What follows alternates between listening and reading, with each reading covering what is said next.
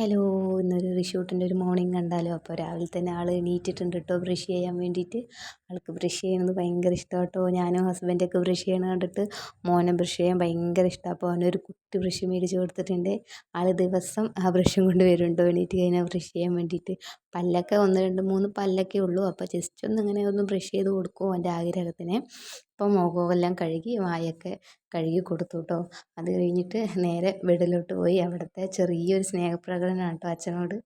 ഇത് വല്ലപ്പോഴും ഉള്ളൂ, ക്യാമറയിൽ കിട്ടൂല കേട്ടോ, അവൻ അറിയാതെ എടുത്തതാണ്. അപ്പോൾ അവിടെ ഹസ്ബൻഡിൻ്റെ അവിടെ വിട്ടിട്ട് ഞാൻ കുക്ക് ചെയ്യാൻ വന്നു. അപ്പോൾ എന്നെ അന്വേഷിച്ച് വരുന്ന വരവാട്ടോ.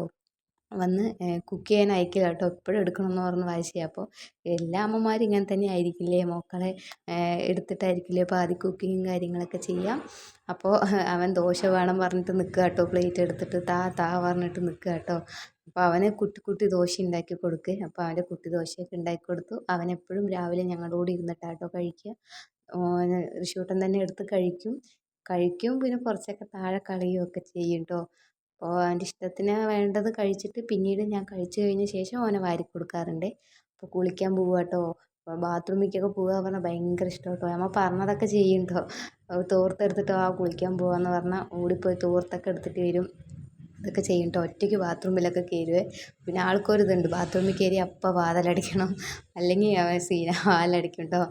അപ്പോൾ കുളിയെല്ലാം കഴിഞ്ഞു. അപ്പോൾ ഇന്നത്തെ വ്ളോഗ് ഇത്രയേ ഉള്ളൂ. ഇനി നാളെ ഒരു വീഡിയോ ആയി നാളെ കാണാം. Okay, by.